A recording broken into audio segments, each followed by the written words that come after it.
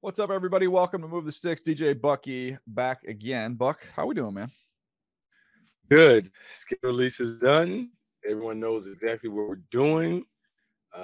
I'm excited about it. I think it's always that anticipation of schedule release, how it's going to play out. No one is necessarily happy with this schedule. And I mean, no one. Everyone complains about the road games. I don't know why they have us doing this and that. But the fun part of it is now that we know. So now we can begin to kind of map out a plan, see which games we want to get to and pay attention to, and kind of speculate who's going to be, which teams are going to be some of the top teams in the league this year.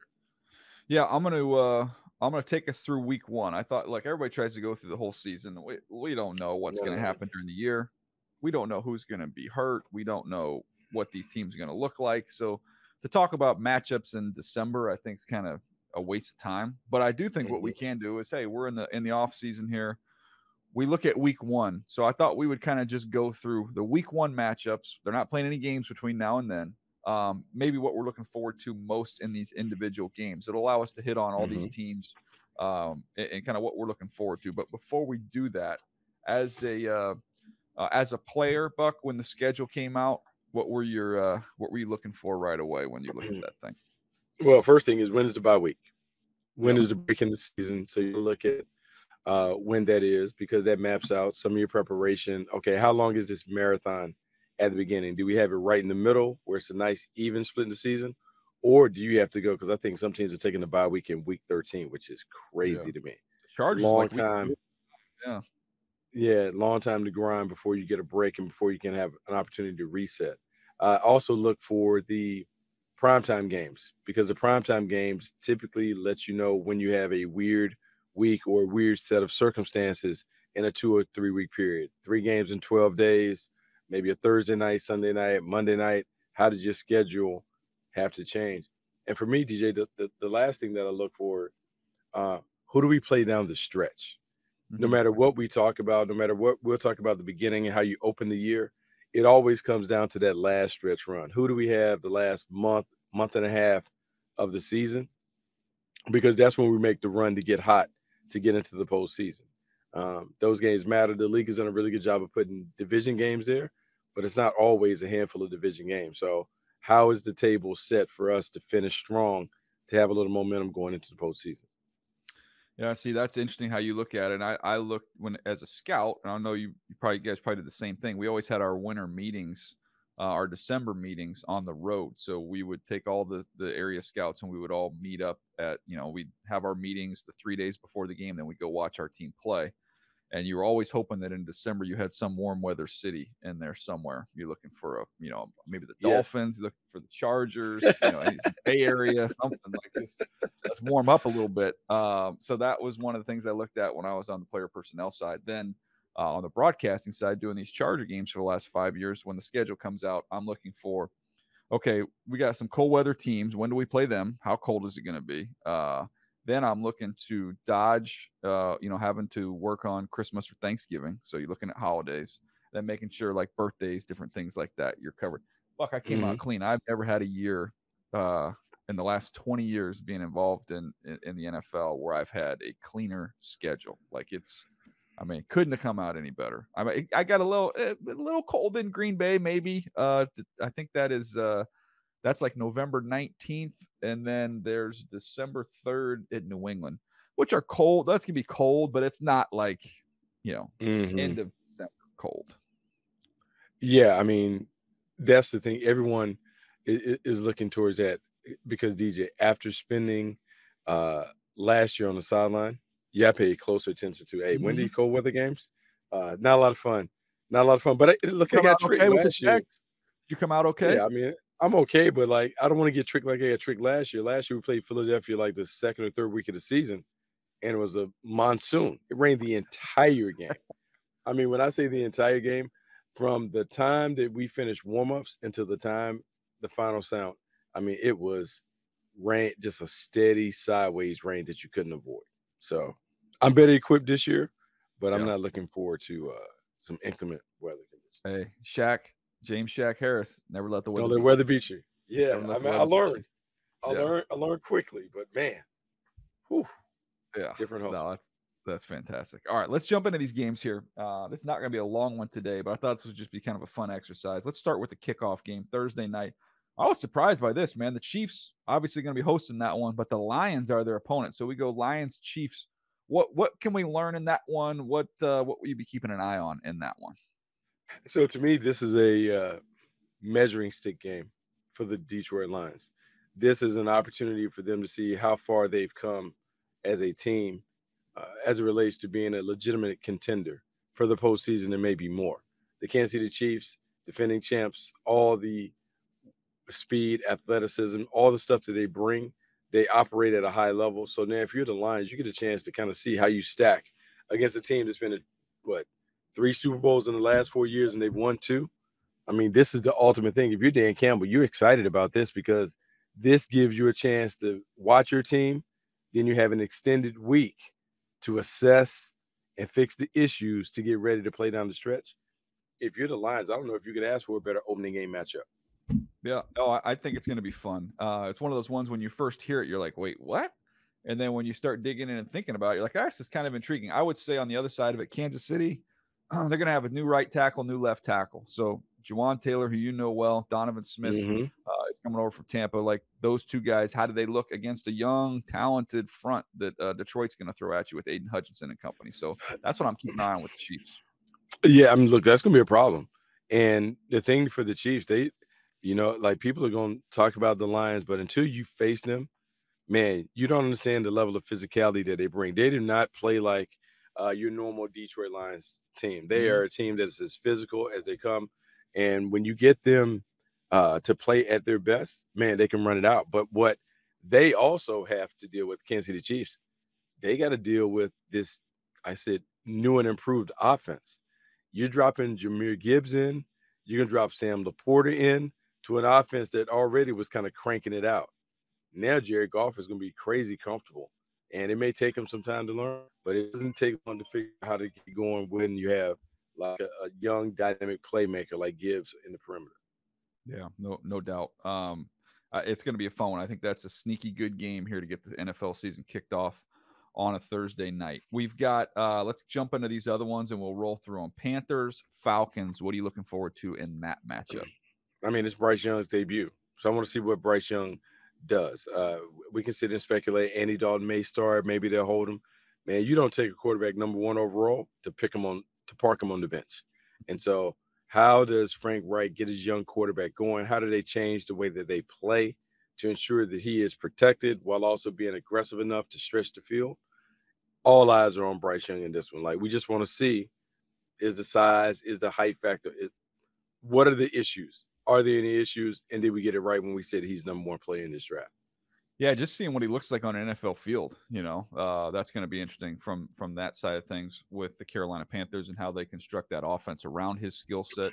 I'm looking at the Falcons, and I'm going BKD. I'm going BKD here, Buck, because I want to see what Bijan, Kyle, and Drake look like. Like, this is kind of it's got a chance to be a fun little trio there with Atlanta, with those guys, young, athletic, explosive, rangy guys. Like, to me, that's going to be a fun mix there with the young skill that they have in Atlanta.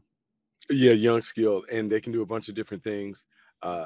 Look, quarterback is still TBD in terms of will Desmond Ridder be the long-term solution for this team. We'll see, but the young weapons that they're putting around him, they will grow and continue to grow. But man, by the time maybe you drop in, I just love what they have. So I'm excited about watching them play. All right, let's go to the next one. Texans at Ravens. Lamar Jackson playing in Todd Monken's offense. To me, that's just the headliner. Todd Monken said, yeah, Lamar will run it, but he didn't act like this is going to be Greg Roman's version of Lamar Jackson running. Said he didn't want to rob him of his superpowers, but they're going to push the ball down the field. Now, I have my reservations about the Ravens adopting this style. I don't know if it brings them closer. I think it may make them more mainstream, which everyone will have fun with that. But I don't know if it makes them a more dangerous team. So, I just want to see stylistically what are the Ravens about. Yeah, I think when you look on the other side of it, I mean, I think it's pretty obvious. We've talked so much about this draft with Houston, getting a chance to see CJ Stroud make his debut against a defense that can give you a lot of looks, not going to be easy. And I think there's kind of some irony, right, with CJ Stroud finishing up his college career with the one kind of roadblock he had was Michigan, coached by Jim Harbaugh. Couldn't get over that hurdle. Who does he start his NFL career with? John Harbaugh across the field. Yep. Like, there's some irony there here. See if he can kind of get over that Harbaugh hump, so to speak. And then to see Will Anderson in the first glimpse of seeing him on an NFL field, that's a tough challenge. You talk about that's not a stationary quarterback you're trying to hunt down there in Lamar Jackson. So it'll be fun to watch those two rookies. And I'll say also Odell Beckham for the Ravens, Derek Stingley, year 2 with the Texans. That's a fun little matchup as well. Yes, personal matchup. Talking about two LSU guys being able to go at it. That should be a lot of fun.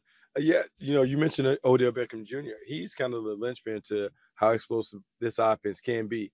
If he can just reemerge as a guy that commands a double team, it opens up the field for everybody else. I'm fascinated to watch how this team gets down. Love the personnel, love the pieces.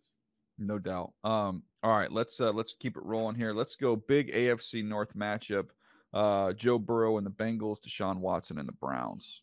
It would be easy. I'm gonna go with the Browns, and I'm gonna talk about the return of Deshaun Watson.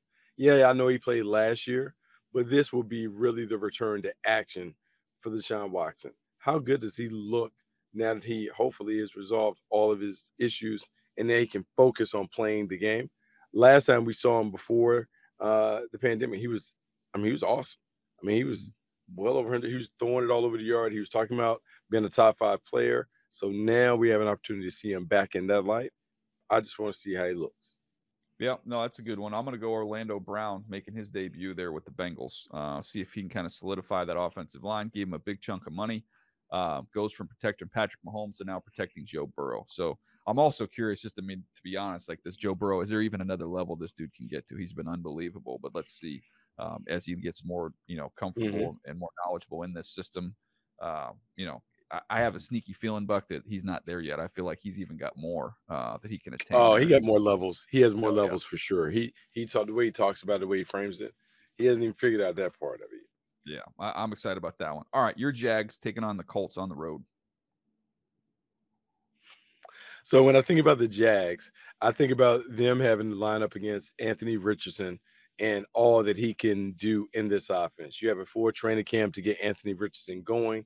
So how does Mike Caldwell come up with a plan to defend a quarterback that, look, we can speculate about what he can do, but we haven't necessarily seen without our own eyes. And so with the Jags needing to contain, can this defense slow down Jonathan Taylor, Anthony Richardson with his legs, or do they have to sell out to stop the run and create opportunities in the passing game?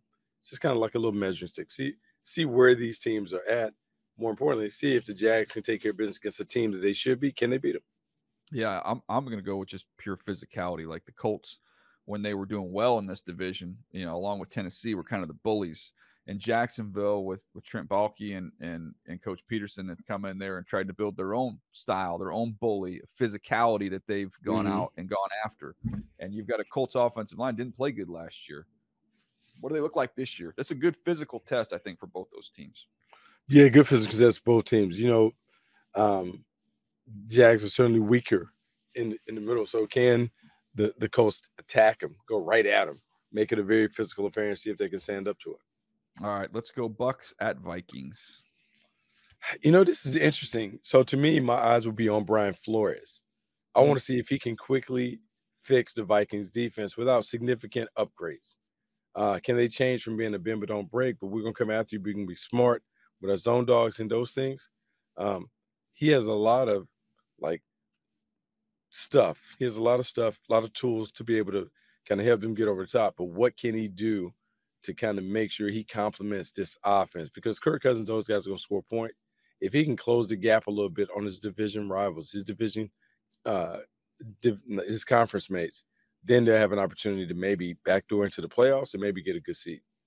Yeah, I'm going to go Baker Mayfield with the Bucks. I mean, when you have your former head coach and Bruce Arians come out and say that he thought that he was better than any of the quarterbacks in this draft.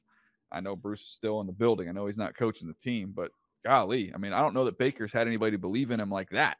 No. So, going back to when he first showed up in Cleveland and actually played pretty well early on. So, sometimes with a quarterback, you get somebody that believes in you, you get an organization that believes in you, and he's got good dudes to throw to, even though, Mike Evans is a little bit older. With him and Godwin, they've got dudes. So, I'm curious to see what Baker Mayfield looks like if he's got a new chapter here that he can maybe claim that position and hold on to it for a little bit. So that's what I'm keeping an eye on there. If we keep it rolling, let's go Titans at Saints. Titans at Saints, Derek Carr's debut. How comfortable is he? Where does he stack amongst all the NFC South quarterbacks? If it looks like it's going to be an easy one for him, hey, man, let's get him up. Let's get him out. Let's figure out how to swap it out. But to me, this is Derek Carr showing to Who Dat Nation, I am legit. I'm worth what they traded for, and I'm going to show up and show out. Yeah, gave him a nice little chunk of money there. So we'll see what Derek Carr looks like. Flip it over to Tennessee. I want to see kind of what some of these offensive pieces look like coming together. I mean, that was a little bit surprising when they gave Andre Dillard as much money as they did. Wasn't starting, I'd been a little disappointing there in Philly, but he's going to plug into the left tackle spot. They bring in Skoronski. I haven't seen yet if they've said where they're going to line him up. Our lads has him lined up as the left guard at this point in time. We'll see what that looks like. I would imagine right tackle would be in the mix for him as well. So we'll see how that offensive line works together. Some new pieces. I think that'll be interesting. I know a lot of eyes will be on Will Levis and wondering how long before he kind of take that thing over from Ryan Tannehill. But that'll be an intriguing matchup there. When we look at the Titans and the Saints. All right, let's take a quick break. Let's keep it moving here. Let's go 49ers at the Steelers. That's a sneaky good game, man. Oh, there's nothing sneaky about that one. That's a great game.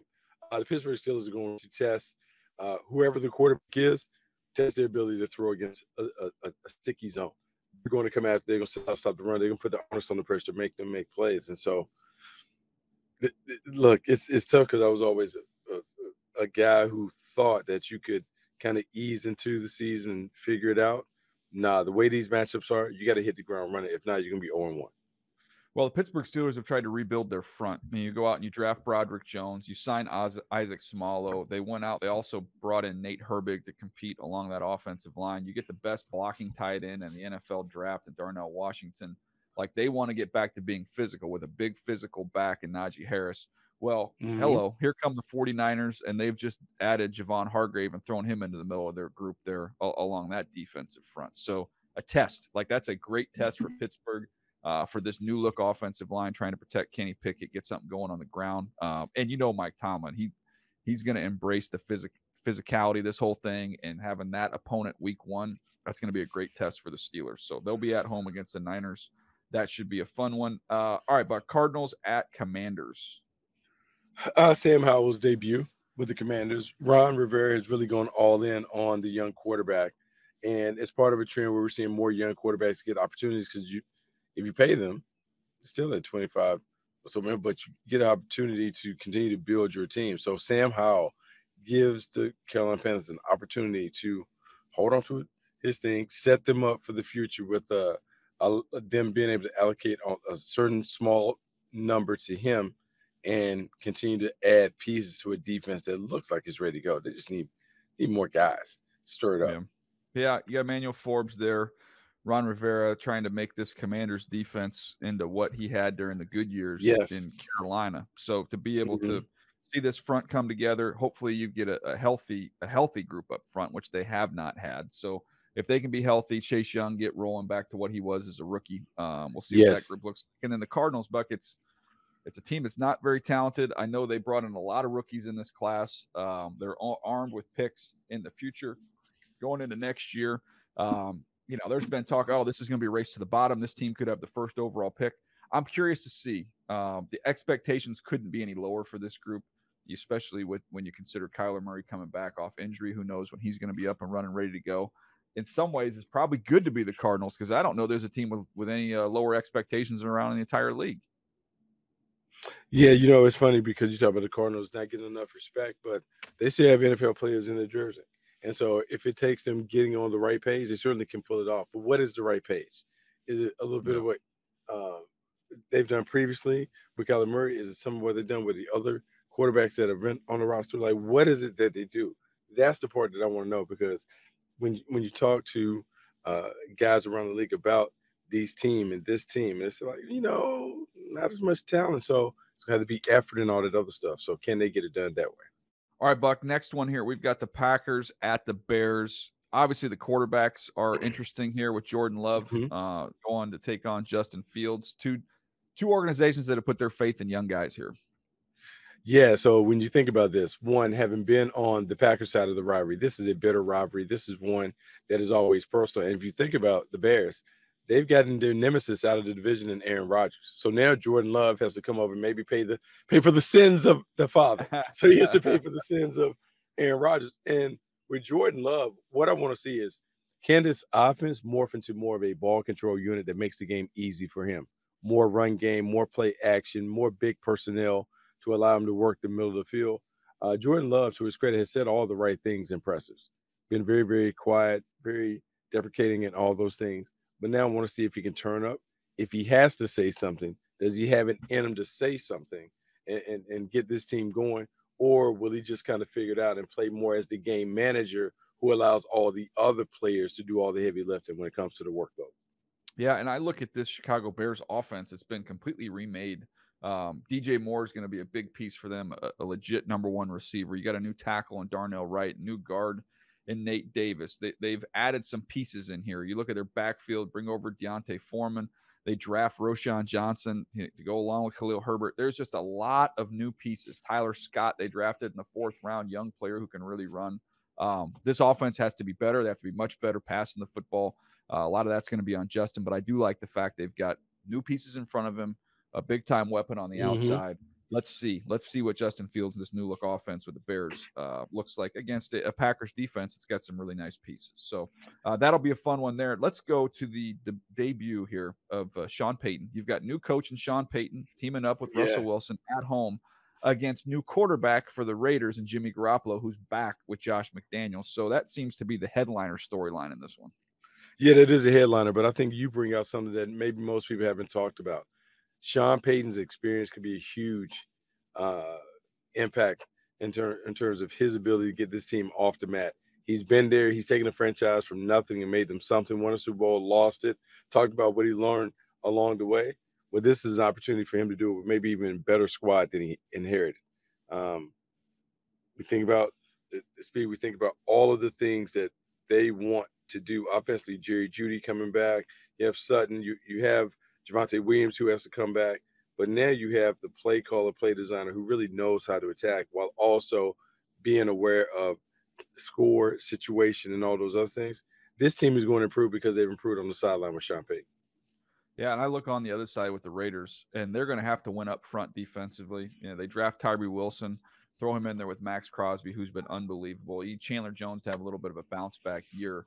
But the corner group, that scares me, especially in that division. I think you could see in this game, like this, we could be talking after this game, like you just said about Russell Wilson being like, hey, wait, we a little premature putting dirt on his grave. Like I could see Russell Wilson coming out there with Sean Payton in his debut and lighting up this Vegas secondary. So that'll be interesting to keep an eye on. And I think on the other side of it with Jimmy, I think you'll see them be efficient. It's going to look a lot like the New England offense used to look, and I think Jimmy's a better fit with Josh McDaniels. Now, so I'm okay with the offense. Even Waller's gone. I think that they'll figure it out. They'll be efficient, maybe not dynamic, but efficient offensively. Buck, I'd be scared to death looking at that Raiders secondary against those Broncos receivers that they're going to get torched in that one. Man, yeah, like you want to back up, keep the ball in front, because this could be, you talk about an impressive coming out party. Sean Payton's going to be in his bag. And we've seen when he's in his bag, man, he can bust the clock on anybody. This is an interesting pairing in terms of Russell Wilson joining up with this guy, his idol's guy, Drew Brees' guy, and Sean Payton. All right, Dolphins, Chargers. I'll lead up on this one here. On the Chargers side of things, I want to see this defense, especially against the run. Are they better? They had a bunch of D tackles got hurt last year. They get those guys back healthy. Offensively, they're going to be fine. They get Rashawn Slater back. They're going to be dynamic with Herbert. You throw in Quentin Johnston. Hopefully, you keep your wideouts healthy. But to me, in this one, watching this game against the Miami Dolphins and their track team that they're going to roll out there, I want to see this defensive front. How do they do? Can they get after the quarterback? Can they win? Can they dominate with their front? Because there's a lot of money in Khalil Mack and Joey Bosa and company, and let's see what it looks like. Yeah, no, we're gonna see what it looked like. So you talking about that? I'm talking about the other side. The Miami Dolphins have speed to burn. They have a world class 4x100 relay team. They can give it to anybody. They can blitz around the track. And so, how do you take um, that and get success on the field? Well, one of the ways you can do it is put the ball in the hands of your best playmakers. So Tyreek Hill's heavy workload, Jalen Waddle. You think about what they're able to do in running back. They're going to continue to give these guys the ball over and over and over again. And at some point, they're going to crack. Yeah, no, yeah, they're a big play waiting to happen. So, and we'll see obviously what Tua looks like. Hopefully, he's out there ready to go, and we see Herbert and Tua and have some fun with that battle. Eagles at the Patriots. This is Mac Jones getting a chance with a new voice in Bill O'Brien in his ear. It did not work last year. The collection of defensive coaches and special teams coaches trying to run the offense for the Patriots was no bueno. So Mac Jones, we'll see a little more stability around him. He was incredibly frustrated. He was unable to hide it last year.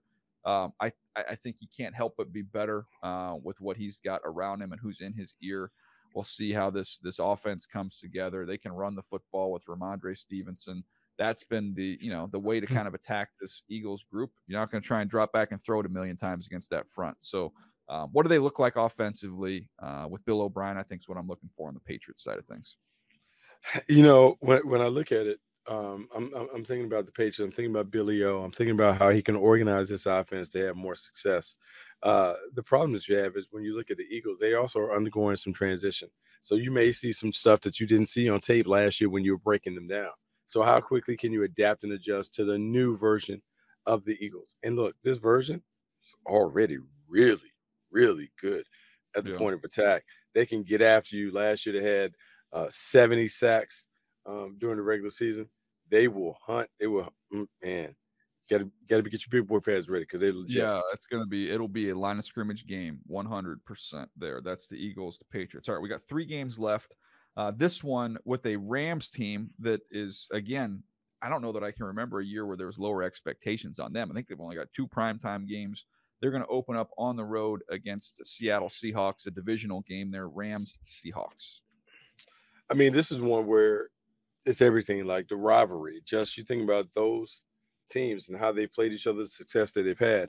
And so what I want to see from the Seahawks, I want to see them take care of business. I want to see them hit the Niners in the mouth and see if they stand up.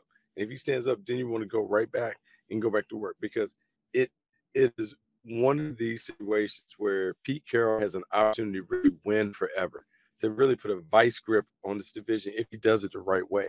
And just looking at it is just getting everyone on the same page, getting everyone to work, and everyone to put their personal agenda to the side. If they do that, man, this team could be lights out. Yeah, I think that the Rams are kind of situated where they could find themselves in shootouts this year. I don't have a ton of confidence defensively. There's a lot of guys that very limited resumes that they're relying on to play key roles. So defensively, I think they'll get better as the year goes along, but I think early in the season, they're going to be dependent on their offense. The good news is when you go through and look at their roster, they still have blue players. Cooper Kupp is a blue player. Oh, for sure. Matthew Stafford, when healthy, is a blue player. Cam Akers, when he's right, is a very talented player.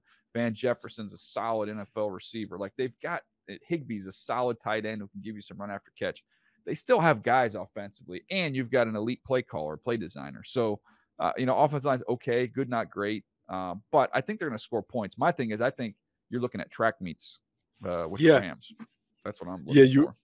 Yeah, you are. And I think the thing about the Rams, they're going to track meets, they didn't make sure that their defense can hold up in those games, meaning they have a plan for, hey, you can get as much as you want in between the 20s.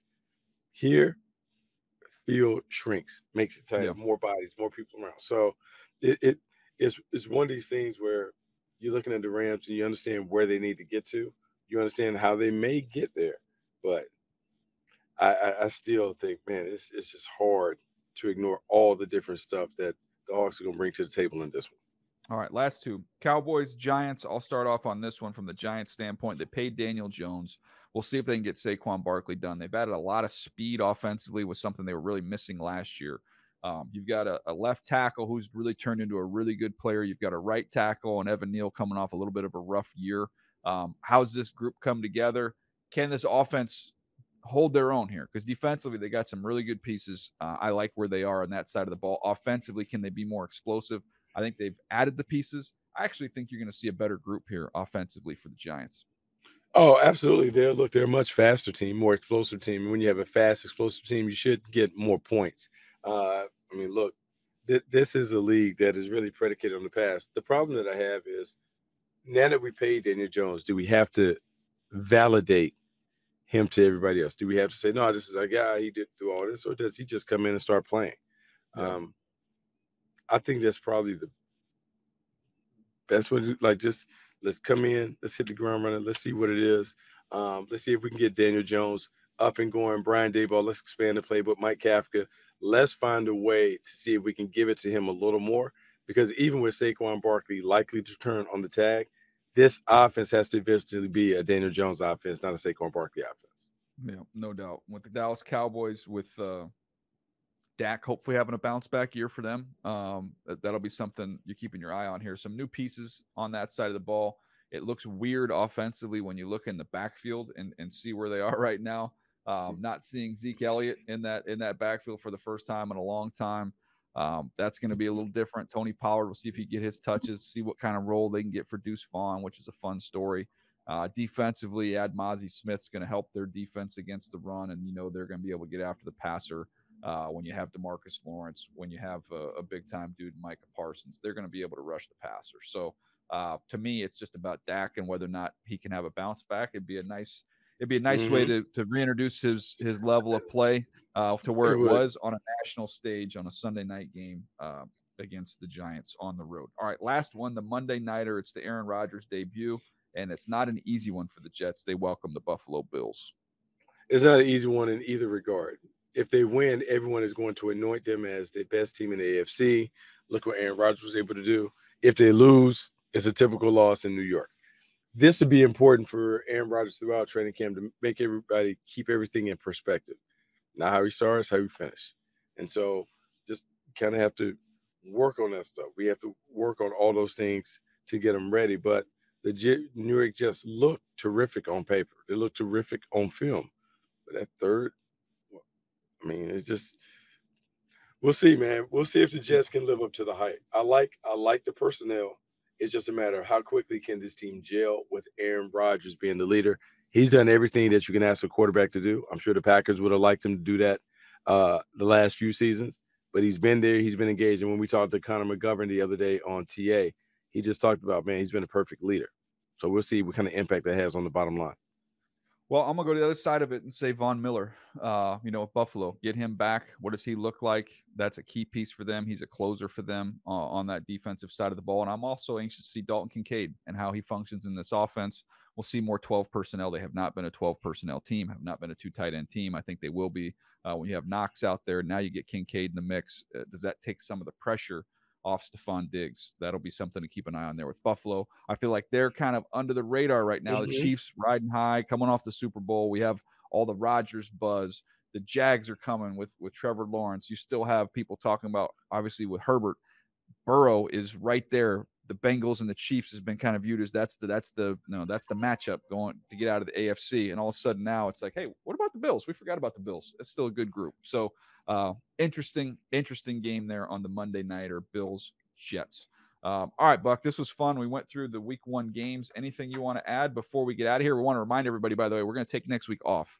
We'll be back the following week with 2 episodes, but hang tight. We're not going away for long. We're just going to take 1 week off. But anything else you want to get into before we get out of here? Nah, just a little break. Just a little break to reset. Make sure we get there. Nah, but the schedule being released, everyone getting ready for those games. Can't wait to see how it plays out. Yeah, no, should be fun. All right, hope you guys have enjoyed this one. A quick trip through week 1, the slate of games, what we're looking forward to the most. We will catch you next time. Again, a week from now. Get yourself a little break. We're going to take a little break. We'll get you back here a week from now. 2 new episodes coming your way on Move the Six. We'll see you then.